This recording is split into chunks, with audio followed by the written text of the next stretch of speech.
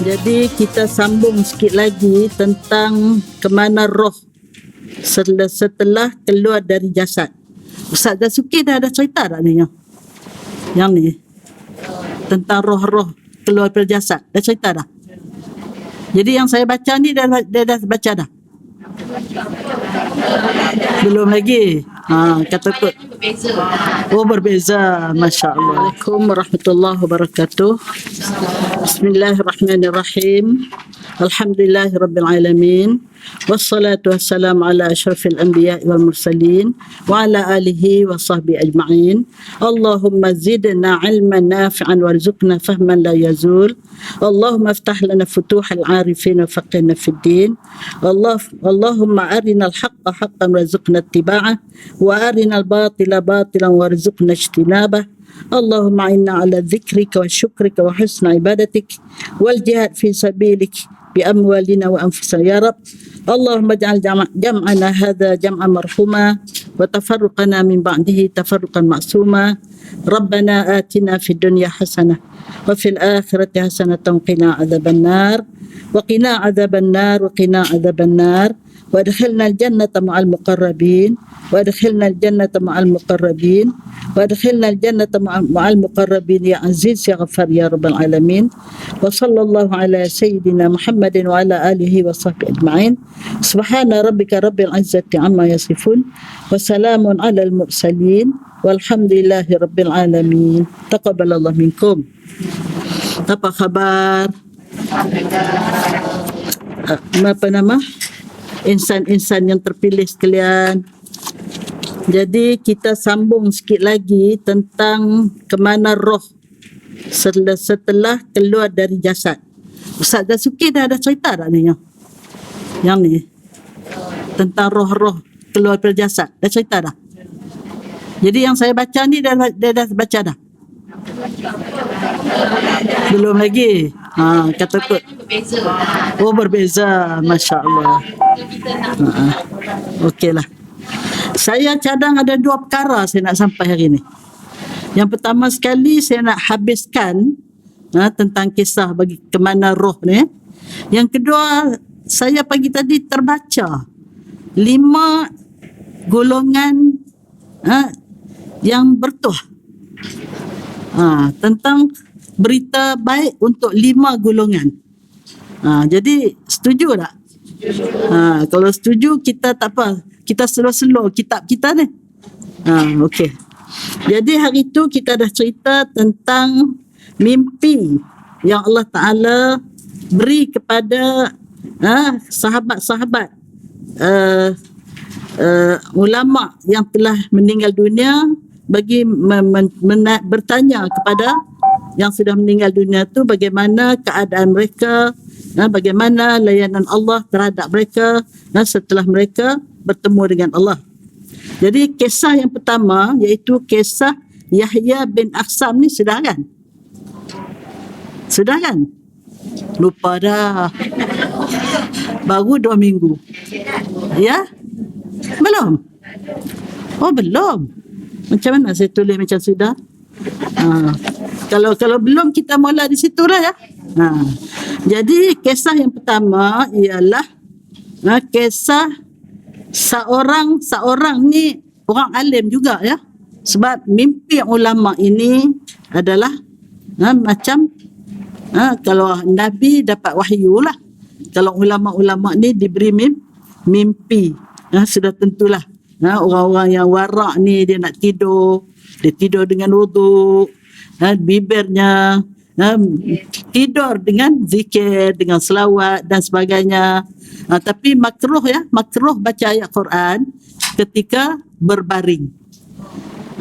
Jadi kalau kita nak tidur, seeloknya setelah kita berwuduk, kita baca yang dianjurkan, baca Qul-Ya, baca Qul Huwallahu Ahad, baca Al-Falaq, baca An-Nas. Kita tiupkan pada tapak tangan, kita sapu di seluruh badan. Itu. Kemudian bila kita baring, kita mulakan dengan 33 tu. Subhanallah 33, Alhamdulillah 33, Allahu Akbar 33. Tapi di sini dia tak sebut tentang kita tutup dengan La ilaha illallah tu. Dia kata 33. Habis 33 tu seelok-eloknya kita perbaharui kita punya syahadah. Ya, supaya mana tahu kita dijemput ketika kita keluar roh pada badan, pergi mata tak balik dah. Tak balik dah ke body kan. Jadi kita perbaharui syahadah kita dan kita istighfar, kita bertaubat. Lepas tu kita selawat. Dan setiap satu selawat tu kita dapat balik 30 balasan. 30 selawat balik. Apa makna selawat ni? Doa kerahmatan untuk kita. Supaya Allah bagi rahmat. Dari Allah kita dapat 10, dari malaikat kita dapat 10, dari Rasulullah SAW kita dapat 10. Untuk membalas satu selawat kita. Satu selawat kita dapat balik 30, 10 dari Allah, 10 dari malaikat, 10 dari Rasulullah SAW. Allah memberi rahmat. Malaikat mendoakan rahmat. Rasulullah pun mendoakan rahmat untuk kita.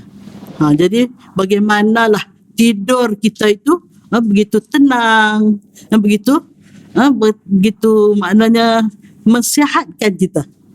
Kadang-kadang kita tidur ni mimpi macam-macam, mimpi jatuh, mimpi dikejar binatang buas. Kita jaga tu letih. Tidur itu tidak memberi kerehatan pada kita kan. Tetapi kalau kita tidur dengan wuduk, nak tidur dalam wuduk ni pun setan ni banyak. Dah ambil wuduk ni, bila berasa nak tidur dalam wuduk, rasa saja macam nak batal wuduk. Kita jangan layan. Berdoa pada Allah, ya Allah ya Tuhanku, bantulah hamba untuk dapat tidur dalam wuduk. Kalau yang single ni tak apalah tidur dalam wuduk sampai lena dalam wuduk. Kalau yang ada pasangan tu tak apa. Dia nawaitu nak tidur dalam wuduk, lepas tu dia bersentuh suami isteri tu, sudah dikira dia tidur dalam wuduk lah. Sebab dia permulaan dia tidur tu dalam wuduk. Janganlah, jangan sentuh saya. Saya ada wuduk ni, Ustazah Aminah kita kena tidur dalam wuduk. Nanti saya yang kena tongkoi. Mengajar ajaran apa ni. Itulah. Itu mukadimah ya. Jadi maknanya kita terus lena dengan selawat. Selawat sampailah kita tidur dengan selawat. InsyaAllah maka kita dapat betul-betul kerehatan walaupun kita tidur sekejap. Pukul 12 kadang-kadang baru tidur. Pukul 4 lebih dah nak bangun. Kalau nak kira tak cukup kan. Tapi bila kita tidur dalam keadaan yang dijaga oleh Allah, dijaga oleh malaikat, maka kita tidur puas. Walaupun 4 jam, 5 jam kita tidur. Ya, itu. Okey. Jadi kita pergi kepada suatu mimpi yang Allah Ta'ala beri pada satu orang. Dia melihat Yahya bin Akhsam. Siapa Yahya bin Akhsam ni? Ialah seorang ulama ahli hadis yang cukup terkenal dan telah meninggal dunia. Jadi sahabat dia ni mimpi dia ya, dan dia itu ada seorang ahli hadis, seorang alim yang sangat hebat dan dia meninggal dunia. Jadi dalam mimpi tu ia bercerita. Siapa cerita ni? Kawan yang mimpi tadi. Dia kata, aku bertanya kepada Yahya, apa yang dilakukan Allah kepada anda? Ni dia terjemah bahasa baru lah ni. Ya? Jadi dia tanya pada Yahya, apakah Allah Ta'ala menyambut kedatangan kau tu bagaimana? Yahya menjawab, setelah dibawa malaikat menghadap Allah, Allah berfirman padaku, hai ulama yang buruk. Allah berfirman pada Yahya yang alim ni, yang banyak ilmu hadis ni, hai ulama yang buruk, kenapa kamu melakukan ini dan itu? Sebab kita ni alim macam mana pun, jubah labuh macam mana sekalipun, serban macam mana sekalipun, sebagai manusia kan, adalah salah silap, dan mungkin ada benda yang tak sempat kita bertaubat. Sebab itu saya katakan, jadikan kelaziman. Kalau mandi tu, mandi sunat taubat. dan minta, ya Allah, bersama dengan gugurnya air mandi kita ni, biarlah gugur segala dosa-dosa kita. Sama ada dosa besar, dosa kecil, dosa baru, dosa lama, dosa sengaja, dosa tak sengaja, dosa terang, dosa sulit dan dosa apa pun, minta Allah gugurkan. Kecuali dosa dengan manusia. Kalau dosa dengan manusia tu memanglah kena minta maaf pada dia. Jadi sebab itu jangan buat dosa dengan manusia. Kalau kita buat dosa dengan dia, bekal banyak-banyak lah untuk nak bayar kat dia di akhirat besok. Sebab dia akan tuntut, ya. Kita telah mengumpat dia akan tuntut berapa banyak yang patut kita bayar kerana kita telah mengumpat dia misalnya. Jadi sebab itu kita minta doa jugalah pada Allah, janganlah ya Allah mulut ini, lidah ini saya gunakan untuk melakukan dosa sesama manusia, dan juga dengan Allah, ya, kita tak mau. Jadi kita minta lidah ini, lidah menjadi lidah Allah. Apa makna lidah Allah? Lidah yang suka melafazkan benda yang Allah suka. Jangan jadi lidah ciptaan. Kena tak ciptaan? Kena, ya. Masya Allah. Aku menjawab, wahai Tuhanku. Allah berkata kat dia, wahai ulama yang buruk. Ini dalam mimpi. Jadi aku menjawab, wahai Tuhanku, bukan seperti ini yang aku dengar tentang engkau. Jadi yang aku dengar engkau ni yang maha pengasih, yang maha penyayang, yang maha berkuasa, macam-macam kan. Kehebatan, sifat-sifat Allah yang mulia. Jadi kenapalah hari ni bila aku datang bertemu dengan kau, ini perkataan yang aku dengar. Selama ni aku tidak dengar seperti itu. Allah bertanya, lalu apa yang kamu dengar tentang aku? Hai Yahya. Jadi yang kamu duk dengar apa? Yang tentang aku? Kalau tidak yang aku sebut tadi. Aku menjawab, aku mendengar dari Az-Zuhri. Ini seorang sahabat Rasulullah, nama dia Az-Zuhri. Dan dari Al-Mu'ammar, dari Urwah, dari Aisyah radhiyallahu anha, dari Nabi sallallahu alaihi wasallam, dari Jibril, dan dari engkau yang maha suci, sesungguhnya engkau berfirman. Jadi dia sebut semua-semua. 5 rawi tadi. Dari sahabat yang pertama bernama apa tadi? Bernama Zuhri. Az-Zuhri. Yang kedua Al-Mu'ammar. Yang ketiga Urwah. Yang keempat Sayyidatuna Aisyah. Yang kelima Rasulullah SAW. Yang keenam Jibril alaihissalam. Kemudian yang ketujuh Jibril dengar daripada Allah sendiri, ya. Jadi dan dari engkau sendiri yang maha suci, sesungguhnya engkau berfirman. Ini yang aku dengar. Sesungguhnya aku di sini Allah, ya. Sesungguhnya aku merasa malu untuk menyeksa orang yang beruban dalam Islam. Dia ni ulama hadis. Jadi dia kemukakan hujah dia kepada Allah berdasarkan ilmu hadis lah.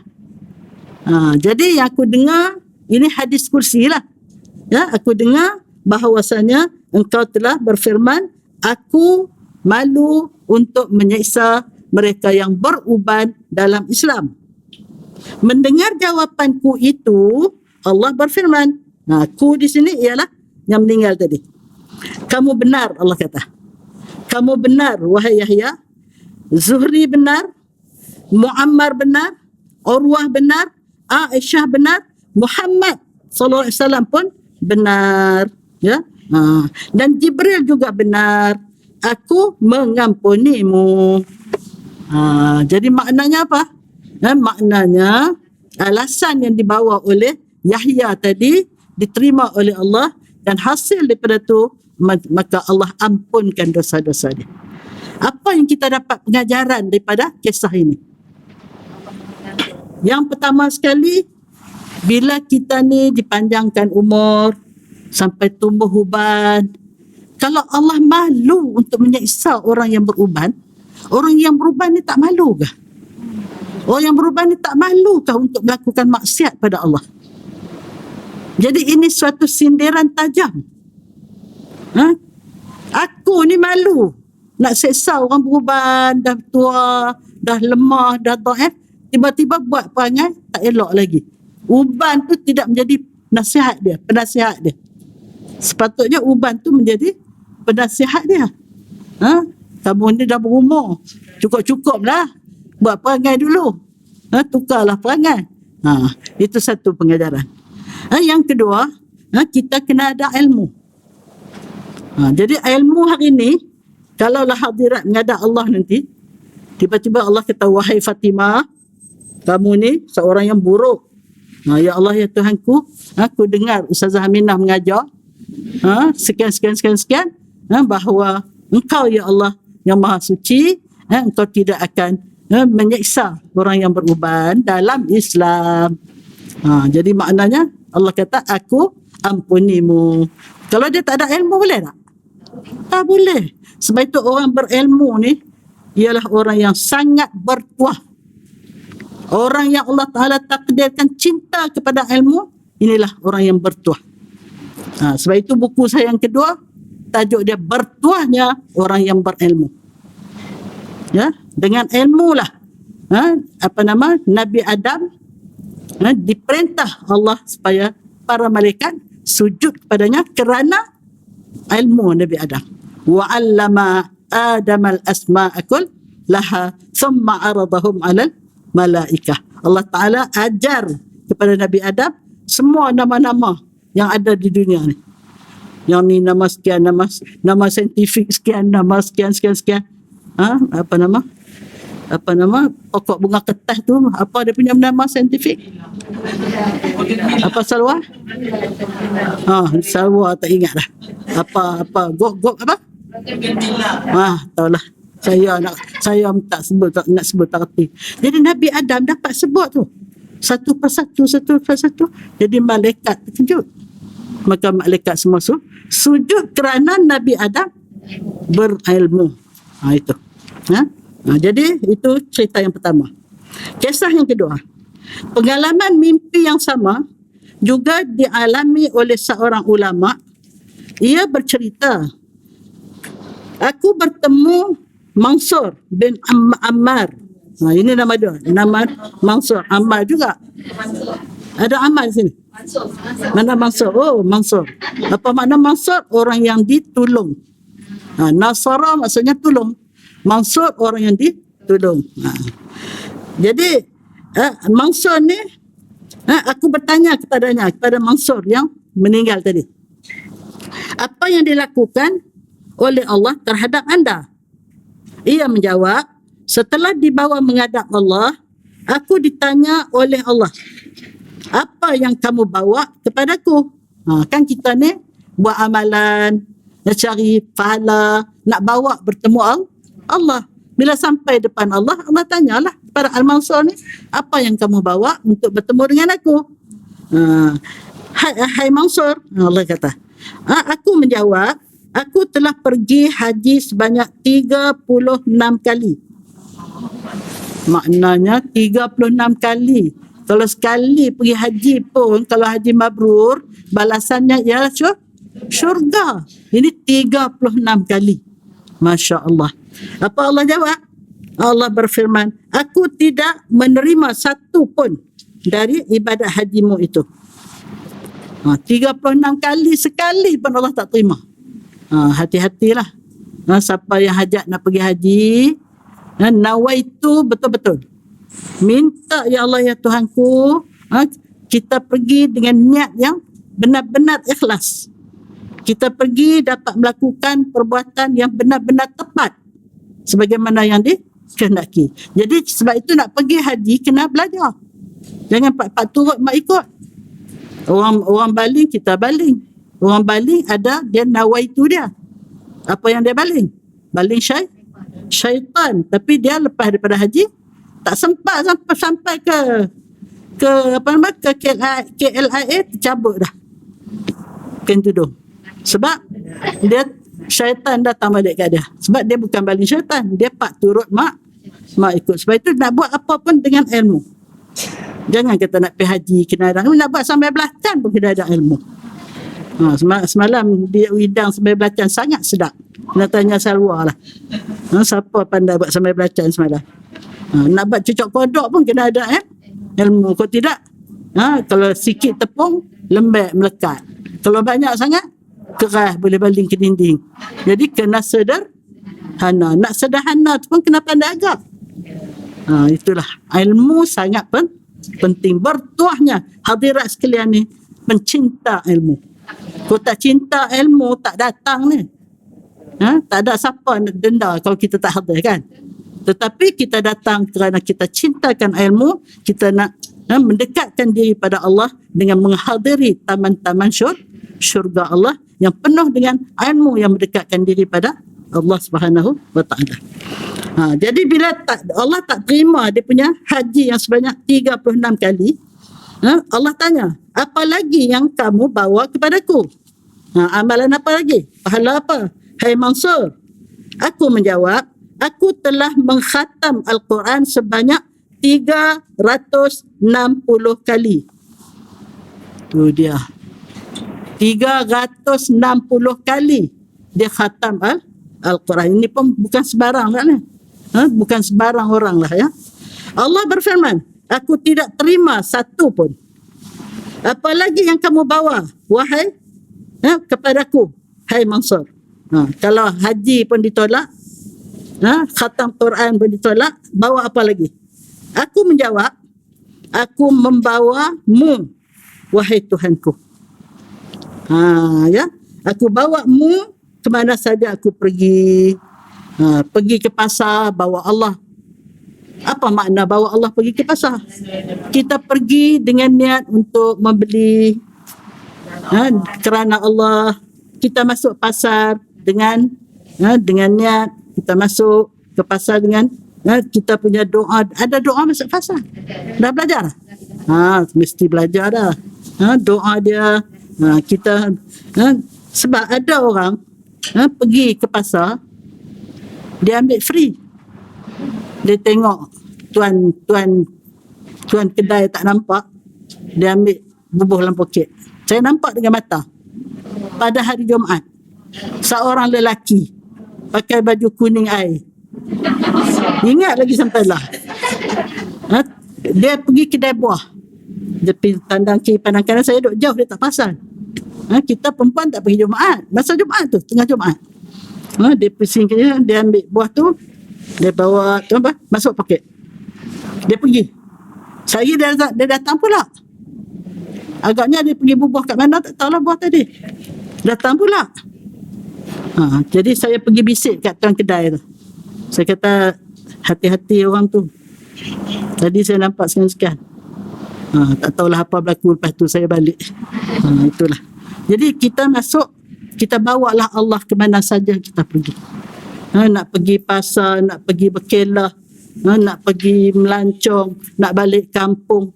Balik kampung kalau kita bawa Allah, di kampung kita akan bersilaturahim dengan begitu mesra dengan ibu bapa, dengan adik-beradik, dengan jiran, dengan semua. Pergi ke mana pun kita pergi dengan dikawal, dijaga oleh Allah, insya Allah ya. Jadi kata Al-Mansur ni, aku bawa engkau ke mana saja aku pergi. Allah berfirman, dan sekarang kamu telah datang padaku, pergilah kamu, aku telah mengampunimu. Di hari itu dia bawa Allah ke mana saja dia pergi. Sekarang ni Allah, dia sudah datang depan Allah. Allah kata, aku ampunkan engkau kerana engkau bawa aku ke mana saja engkau pergi. Jadi orang yang berada di bawah bersama dengan Allah, dia tergamakkah dia nak buat benda yang Allah larang? Tak tergamak kan? Dia tak tergamak nak buat benda yang Allah tak redha, tak tergamak kerana Allah bersama dia. Jauh mana Allah dengan kita? Lebih dekat daripada orang merah. Itu. Jadi maknanya Allah bukan tengok kita dari jauh, tapi Allah sangat dekat dengan kita. Sebab itu dalam surah Al-Mulk, surah Al-Waqi'ah kan? Di dekat nak akhir tu menceritakan tentang orang yang dekat nak meninggal, dikerumuni oleh adik-beradik, anak, pinak, cucu, semua kerumun lah. Sebab ini Tok Wan dia kan, Tok dia kan nak meninggal. Tapi Allah kata mereka itu dekat dengan orang yang nazak ni, tapi aku lebih dekat lagi. Aku lebih dekat lagi daripada mereka itu. Tapi mereka tidak melihat aku. Balik tengok dalam surah Al-Waqi'ah. Okey, itu yang kedua.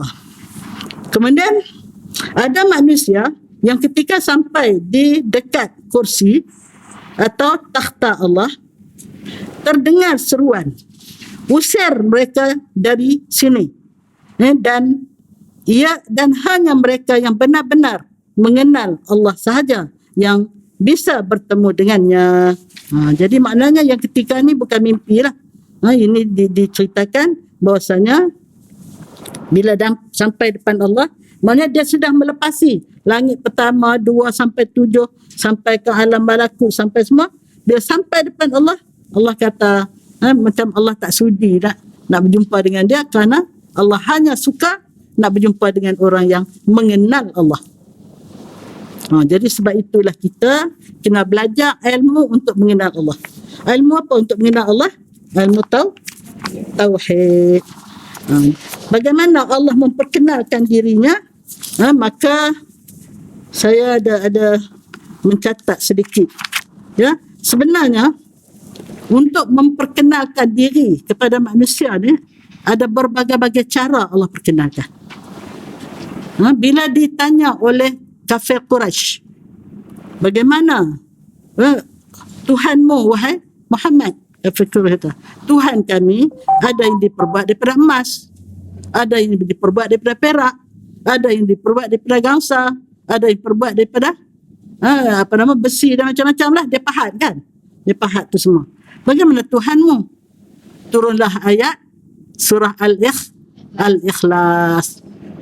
Bismillahirrahmanirrahim. Qul, kata olehmu wahai Muhammad, huwallahu ahad.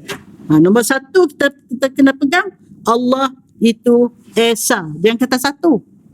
Kalau kita kata satu, ada duanya. Tapi kalau kita kata Esa, tak ada dua lah. Katakanlah wahai Muhammad, Allah itu Esa. Ini kita kena kenal bahawasanya kita tidak boleh sama sekali mensyirikkan Allah.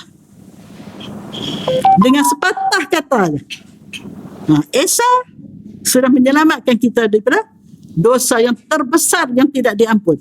Innallaha la yaghfiru an yushraka bih wa yaghfiru ma duna dzalik. Allah tidak akan mengampun bahawa ia disyirikkan dengan sesuatu dan mengampun dosa-dosa yang lain. Sebab itu kita dengar cerita ada orang bunuh 99 orang. Akhirnya tanya pada satu orang padri, dia kata dosa besar, Allah tak ampun, dia bunuh padri itu. Jadi berapa?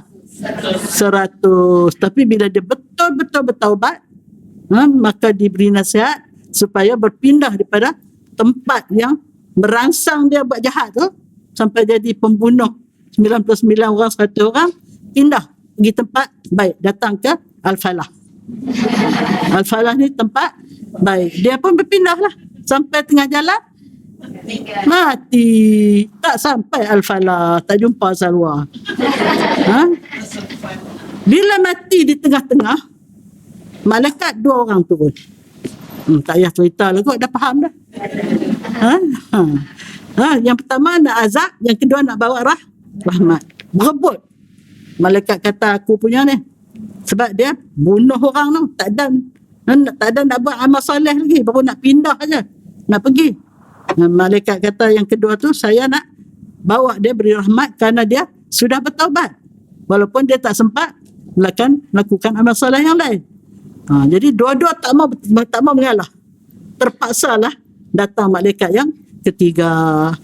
Bagaimana penyelesaiannya? Ukur sejauh mana dia tinggal tempat jahat, nak pergi tempat baik, berapa jauh daripada tempat mati nak sampai ke tempat baik. Tiba-tiba sejengkal saja lebih dekat daripada tempat baik, malaikat hakim yang ketiga tu kata, roh ini engkau yang punya. Allah telah ampunkan dosanya. Jadi sebab itu kita kena sentiasa memperbaharui kita punya syahadatain. Untuk menegaskan kita tidak akan syirik pada Allah, kita tetap akan mengesahkan Allah dalam apa keadaan sekalipun. Sebab itu walau masyittah, masyittah tu di depan dia kawah besar, boleh masuk 5-6 orang, menggelegak, seorang-seorang dicampak kerana tidak mau bertuhankan Fir'aun. Masa tu Fir'aun kan masyittah, Fir'aun lah, suami dia, anak lelaki dia. Sekarang sampai giliran dia. Sebelum dia dukung baby. Akhirnya dia menggeletar. Macam mana ni baby ni, tak berdosa ni, nak kena rebus. Akhirnya baby cakap. Baby kata, ibu dalam kebenaran, teruskan. Dua-dua, 4 beranak meninggal dalam kawah besar Fir'aun. Dan bila Rasulullah sampai di kawasan itu, Rasulullah tercium bau wangi di masa Isra. Wangi mati syahid 4 beranak ni tercium oleh Rasulullah setelah ratusan tahun. Masya Allah, ya, Masya Allah. Itulah. Jadi kita kena kenal Allah. Nak kenal Allah dalam ayat terlalu banyak. Qul huwallahu ahad, Allahus samad. Jadikan kita punya tumpuan kita satu saja, ialah Allah. Cari keridaan Allah. Lam yalid walam yulad walam yakul lahu kufuwan ahad. Ini ayat yang dijawab oleh Rasulullah SAW kepada kafir Quraisy yang bertanya tentang siapa Tuhan kamu, wahai orang Islam. Lagi satu ayat yang saya tertarik, ya, ayat yang ketiga dalam surah Al-An'am. Wallahu fis samawati fil ard ya'lamu sirrakum wa jahrakum wa ya'lamu ma taksibun. Dan Allah itu di langit dan di bumi. Bukan maknanya Allah duduk di langit, maknanya pengetahuan Allah itu meliputi di mana saja kamu berada. Allah berkuasa atas kamu. Allah mengetahui apa-apa saja berlaku padanya. Ya'lamu sirrakum, Ia mengetahui rahsia yang tersirat di dalam hati kamu. Apa yang kamu buat secara menyorok tidak diketahui oleh orang, tapi Allah tetap mengetahui. Wa ya'lamu jahrakum, dan Allah tahu apa yang kamu laku secara terang-terang. Wa ya'lamu ma taksibun, dan Allah tahu apa saja yang kamu lakukan, apa saja yang kamu usahakan. Kita lupa dah. Kita cakap kemarin berapa perkataan? Berapa perkataan kemarin? Yang mana banyak mana yang baik, banyak mana yang tak baik. Tak ingat dah. Kita berjalan berapa langkah kemarin? Tak ingat dah. Apatah lagi lah kita berfikir apa benda kemarin. Tak ingat dah. Tetapi Allah mengetahui secara terperinci segala apa yang kita lakukan, sama ada yang zahir ataupun yang batin, yang terang ataupun yang sulit, dan apa saja yang kita lakukan. Sebab itu apabila turun ayat wa in tubdu ma fi anfusikum aw tukhfuhu yuhasibkum bihillah fayaghfiru liman yasha wa yu'adzibu man yasha wallahu ala kulli syai'in qadir. Ini ayat mengenai Allah lah ni. Kenal dah Allah melalui ayat ni. Apa dia mula tadi? Mula tadi saya baca tadi. Boleh lupa tu dah baca asal. Apa dah? Sebelum tu. Amboi. Allahu akbar. Itulah kelemahan manusia lah. Sebelum bayar firu liman yasha' tu. Allahu akbar. Itu yang kita dah baca ayat kursi tu.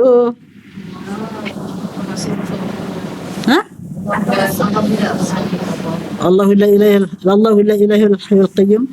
Panjang sangat tu nak baca. Wa in tubdu syai'an, andainya kamu zahirkan sesuatu, macam saya bercakap, kita buat orang nampak. Andainya kamu zahirkan sesuatu, Au tukhfuhu, ataupun kamu simpan dalam. Di depan ni senyum aja. Tapi dalam hati bergelora, geram, nak marah. Tapi depan senyum aja. Jadi kita simpan yang tak elok. Kita zahirkan yang elok. Andainya kamu au tukhfuhu, kamu sorokkan yang tak elok tu. Yuhasibkum bihillah, tetap menghisap akan kamu oleh Allah. Allah hisap.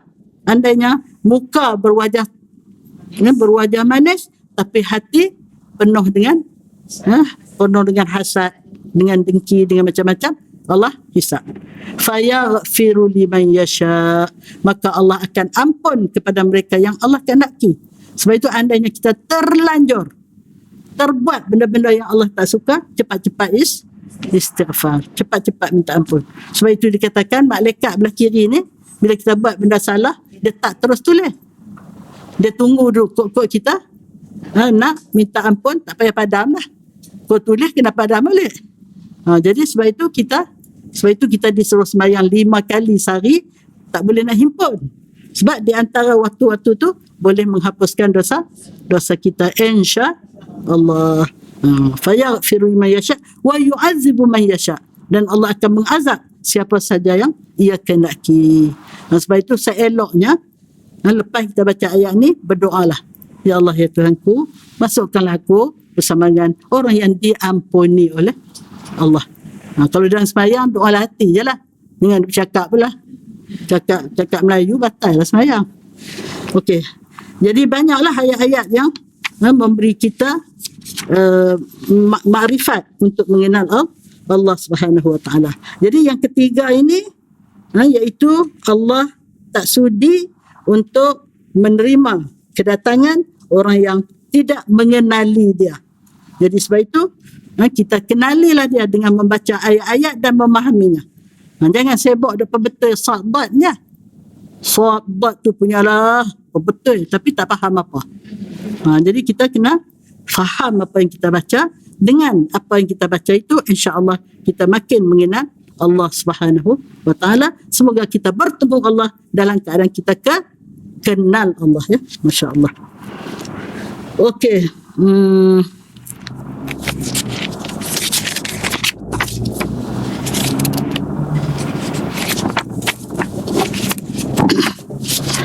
Seterusnya dia kata, sekarang dia nak cerita tentang kemana roh orang kafir. Tadi cerita tentang roh orang Islam.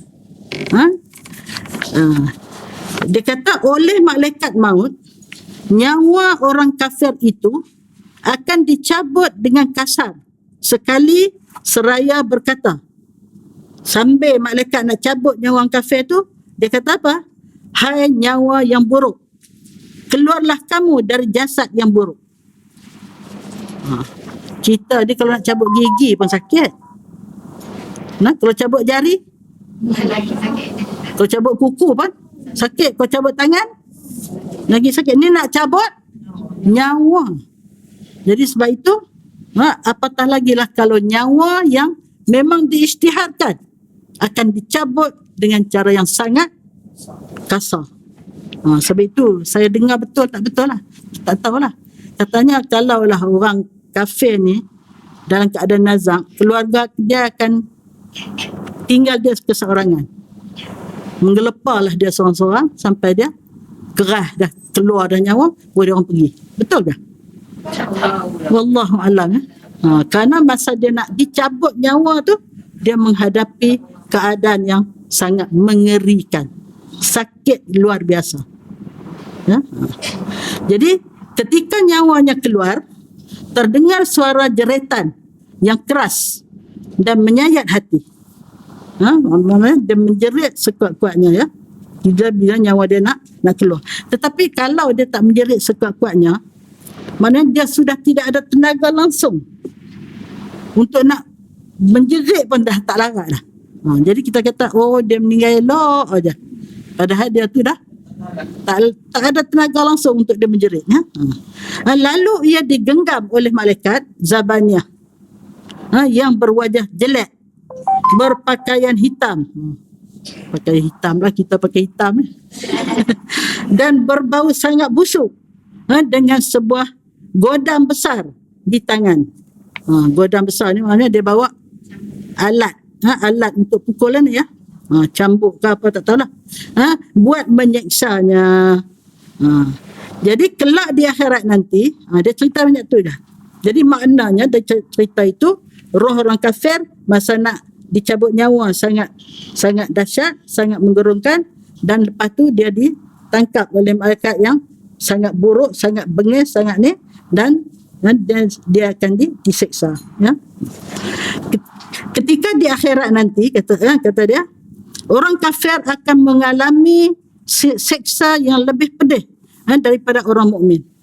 Disebabkan dalam sebuah riwayat yang sahih, di neraka nanti gigi gerham orang kafir akan keluar dari mulutnya. Kita gigi gerham keluar tak keluar, dia duduk jauh belakang. Tapi orang kafir ni punya buruknya, gigi geraham ni keluar daripada mulut dia. Lidah ni terjalur sampai ke bawah.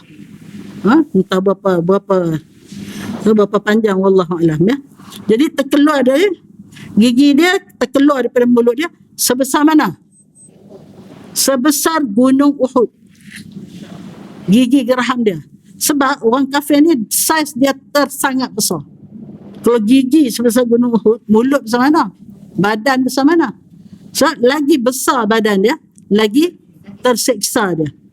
Kita ni kalau orang kurus rebah, bangun cuh. Tapi kalau orang besar rebah, orang gemuk, jenuh. Ya, tu. Oleh malaikat bernama Dak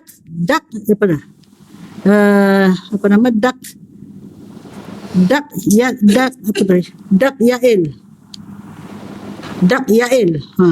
Nama tak tidak sebut. Ia dibawa naik ke atas. Roh ni dia bawa naik oleh Dak Yael tadi, sesampai di depan pintu langit dunia, maknanya langit pertama lah. Bila sampai pintu langit pertama, malaikat berhenti dan mengetuknya. Sebab langit semuanya berpintu, tak boleh naik untuk nak melepasi itu. Sebab itu Rasulullah semasa Mi'raj, kalau Isra daripada Mekah ke Baitul Maqdis, tapi Mi'raj daripada Baitul Maqdis ke Sidratul Muntaha. Jadi lapisan-lapisan langit itu terpaksa diminta izin oleh malaikat Jibril untuk dibuka pintu bahawa Rasulullah boleh naik. Jadi bila nak dibawa roh orang kafir ni, dia pun terpaksa minta izin. Malaikat, jadi bila dia mengetuk pintu langit pertama, malaikat penjaga bertanya, siapa kamu? Siapa kamu?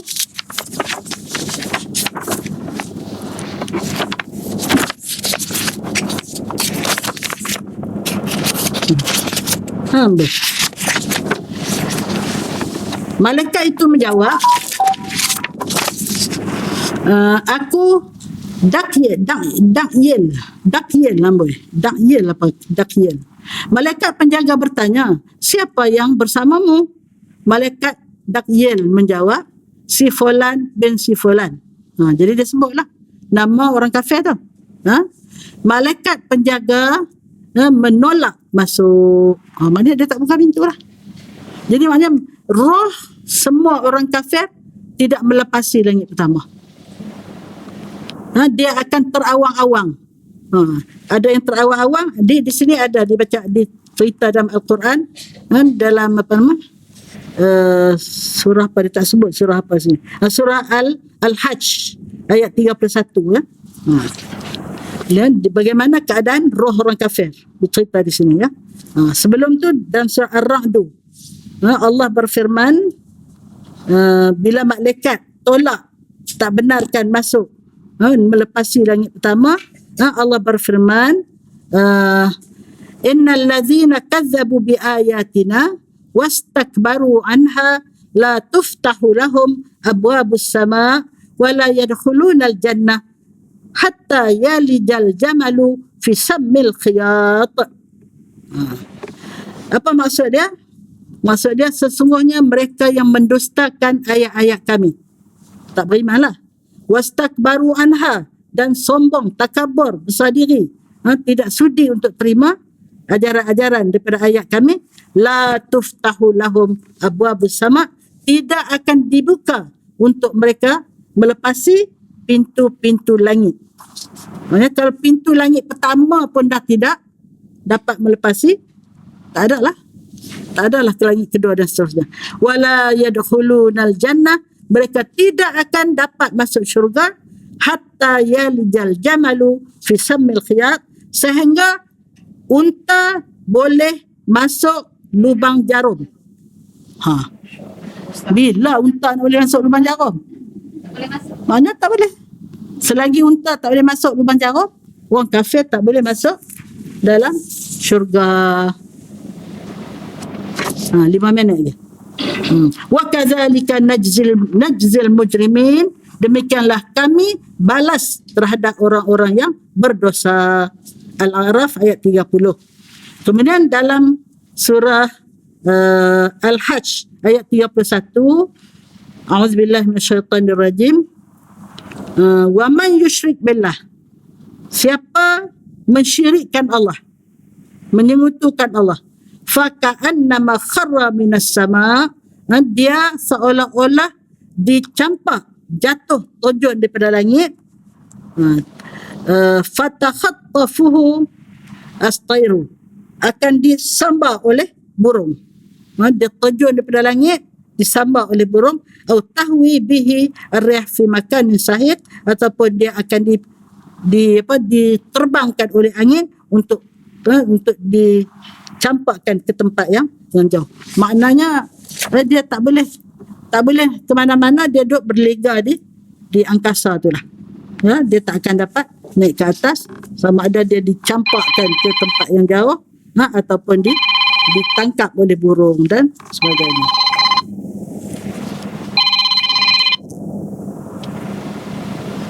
Assalamualaikum, tengah mengajar. Tengah mengajar. Itulah. Jadi kita rasa macam tak ada apa-apa, tak boleh naik, tak apalah, duduklah di bawah.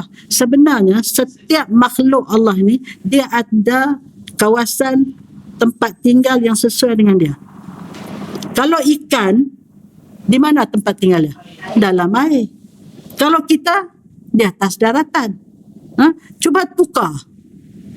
Letak kita dalam air, ambil ikan tak di atas. Macam mana? Jadi begitulah. Roh kita ni ada alam dia. Bila tidak dapat kembali ke alam roh, maka dia terseksa. Setak daripada dia keluar nyawa daripada jasad, dia terus terseksa lah sampai berlaku kiamat. Dan akan makin terseksa lagi selepas berlaku kiamat. Lebih terseksa lagi apabila dia masuk dalam neraka. Allahu Akbar. Syukur sangat-sangat kita Allah jadi termasuk dalam orang yang mendapat hidayat. Bukan takat dapat hidayat, kita diberi kekuatan, diberi hati yang cinta untuk kita memperbaiki akidah kita, memperbaiki ibadah kita, dengan kita menghadiri taman-taman syurga Allah, di mana taman syurga ini pula sedang dinaungi oleh malaikat rahmat, dan setiap orang yang datang ni datang dengan dosa, balik suci bersih dari dosa, insya-Allah. Walaupun yang terdatang,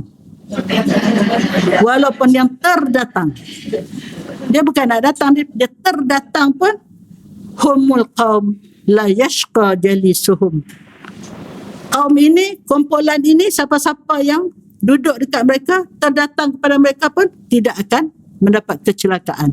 Dia juga mendapat nikmat, mendapat rahmat, diampun dosa-dosanya. Apatah lagi lah yang sengaja aim daripada malam lagi, nak datang, bangun awal, buat sarapan untuk keluarga, datang, Masya Allah.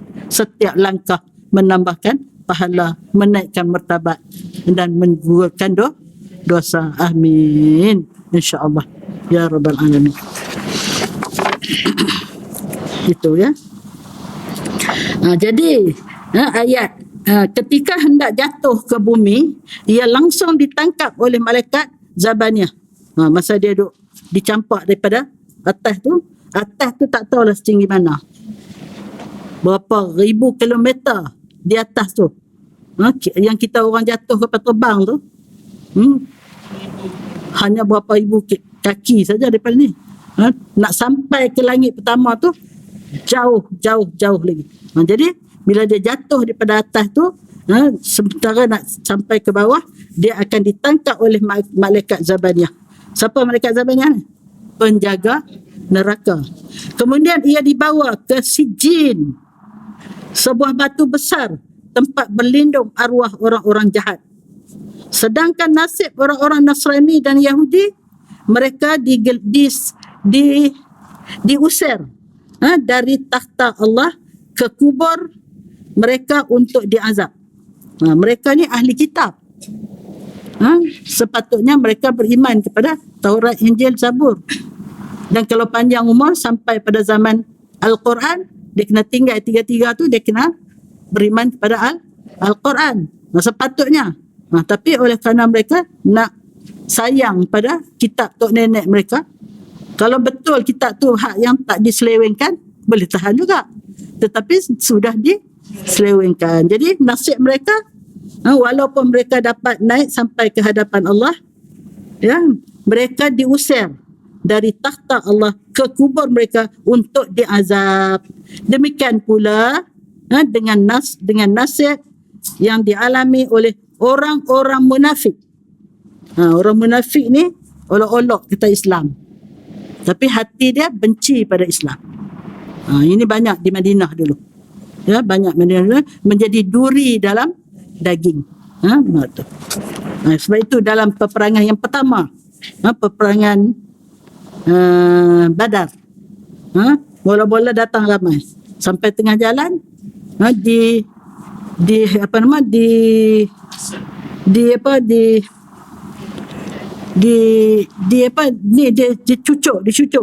cucuk supaya kita tak usah pergi berperang. Kita balik duduk rumah. Dia buat, mari kita balik rumah kita ni terdedah kepada bahaya, nak balik jaga rumah. Sebenarnya mereka tidak mau pergi berperang. Tak mau berperang sebab dia takut berperang. Akhirnya tinggal 313 orang berlawan dengan 1000 orang. Tetapi Allah, selagi kita tetap berpegang teguh pada Allah, Allah akan menyelamatkan kita. Allah akan menolong kita. Sebab itu diceritakan kepala orang kafir putus sebelum sampai pedang orang Islam. Siapa penggalkan kepala dia? Malaikat. 3,000 malaikat dihantar untuk nak melawan 1,000 je orang kafir. Sebab itu menang dengan begitu hebat, dan kemenangan Badar itu yang menyebabkan lagi lah marahnya orang kafir. Sebab itu berlakunya peperangan Ahzab. Dia kumpul semua orang-orang yang bukan Islam, kabilah Islam bersatu untuk melawan Islam, nak hancurkan Islam. Itu pada tahun yang kedua tu baru. Tapi Allah tetap al-Islam ya'lu wa la yu'la alaih. Islam itu tetap tinggi, tidak dapat mengatasinya, maka Islam terus menang sehinggalah hanya dalam masa 10 tahun saja Rasulullah membangunkan masyarakat Islam di Madinah, akhirnya dapat menguasai sampai ke seluruh dunia. Dapat mengalahkan Rom dan Parsi. Rom tu maknanya orang putih, Parsi tu maknanya orang belah sini lah. Tu. Allah, syukur kita menjadi orang Muslim. Syukur kita menjadi orang yang beriman, bertakwa. Jagalah Islam kita betul-betul. Perkukuhkanlah iman kita betul-betul. InsyaAllah. Mudah-mudahan kita selamat. Husnul khatimah. Saya nak kempen 4 hari bulan 9, kami nak buat bengkel ataupun seminar pengukuhan akidah di Masjid Negeri. Dewan Seminar Masjid Negeri. Nanti saya hantar dia punya brosur dia punya poster dia kepada Salwa. Salwa ni tak boleh hilang ni, tak boleh lari. Okey, kita dah pukul berapa ni? Pukul 11.05. Tak habis jugalah yang ni. Kena sambung lagi lah nampaknya. Masya Allah. Saya ingat nak habis dah ni. Banyak sangat dia punya sampingan dia. Jadi yang pentingnya kita jagalah iman kita. Kita doalah selalu. Kita minta istiqamah. Innal ladzina qalu rabbuna Allah thumma istaqamu tatanazzalu alaihimul malaikah alla takhafu wala tahzanu wala tahzanu wabshiru bil jannati allati kuntum tu'adun. Apa makna ayatnya? Sesungguhnya mereka yang berkata, aku beriman pada Allah. Lepas dia kata saya beriman, dia terus istiqamah. Terus berpegang teguh kepada Islam. Dia tidak pasang, orang kata pasang surut. Ada masa pasang, ada masa surut. Tidak, dia terus saja istiqamah. Malaikat sentiasa turun. Tatanazzalu alaihimul malaikah, turun kepada mereka para malaikat. Lepas tu Allah, malaikat kata wa abshiru bil jannah. Terimalah berita gembira dengan Allah sediakan untuk kamu syurga. Allazi kuntum tu'adun, yang kamu dijanjikan. Panjang lagi lah. Jadi maknanya doa juga kita minta istiqamah. Jangan kita naik turun iman kita, naik turun amalan kita, naik turun kita punya keyakinan kita, dan kita terus berpegang walaupun apa yang kita hadapi, insya-Allah. Okey. Subhanakallahumma bihamdika asyhadu an la ilaha illa anta astaghfiruka wa atubu ilaik. Bismillahirrahmanirrahim. Wal 'asr innal insana lafi khusr illa alladhina amanu wa 'amilus solihat wa tawasaw bil haqq wa tawasaw bis sabr. Sadaqallahul azim. Bismillah walhamdulillah wassalatu wassalamu ala rasulillah. Ya Allah ya Tuhan kami, dengan berkat iman kami, dengan berkat amal soleh kami, dengan berkat la ilaha illallah Muhammadur Rasulullah, perteguhkanlah iman kami, berilah kami kekuatan untuk mentaati Engkau ya Allah, untuk menjunjung segala perintah Engkau ya Allah. Kurniakanlah kami husnul khatimah ya Allah. Semoga kami dapat bertemu Engkau dan dapat menikmati kasih sayang Engkau, keridhaan Engkau dan firdaus Engkau ya Allah. Jauhkanlah kami daripada kemurkaan Engkau dan neraka Engkau ya Allah. Kami sangat takut pada kemurkaan Engkau, neraka Engkau, dan kami sangat rindu kepada kasih sayang Engkau, keridhaan Engkau dan firdaus Engkau ya Allah. Hasbunallah wa ni'mal wakil, wa la haula wa la quwata illa billahil aliyyil azim. Rabbana atina fid dunya hasanah wa fil akhirati hasanah wa qina adzabannar wa adkhilna al jannata ma'al muqarrabin ya aziz ya ghafar ya rabbal alamin. Wa sallallahu ala sayyidina Muhammadin wa ala alihi wa sahbihi ajma'in. Subhana rabbika rabbil izzati amma yasifun wa salamun alal mursalin walhamdulillahi rabbil alamin. Taqabbalallahu minkum.